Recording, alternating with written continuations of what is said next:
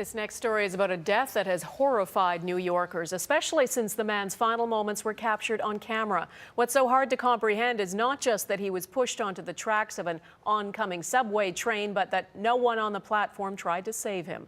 Eric Sorensen has the story. Anyone who takes a subway dreads the thought of falling or being pushed off the platform into the path of an oncoming train. It happened in New York after this argument.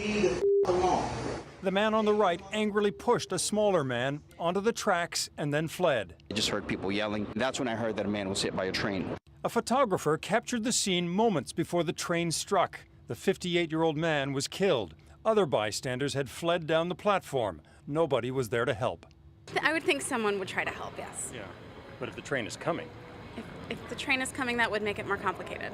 We'd all like to think we'd act heroically, but if you saw somebody on the tracks, what would you do? A lot would probably go through my mind right then. How fast is the train going? If that train's coming right like this one's coming in right now, I'm not gonna have two loss of lives. There aren't only questions about what people might have done on the platform, but also about the New York newspaper and its photographer. The New York Post described its freelance photographer's actions this way. Not being strong enough to physically lift the victim himself, the photographer used the only resources available to him and began rapidly flashing his camera to signal the train conductor to stop. This train rider is skeptical. It's the world we live in. People are more concerned about getting pictures. Some say the Korean-born man who was killed was the victim of one last indignity, having a picture of his final moments splashed in a tabloid.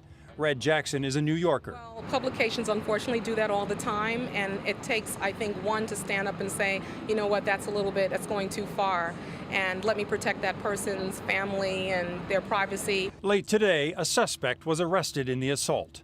Eric Sorensen, Global News, Washington.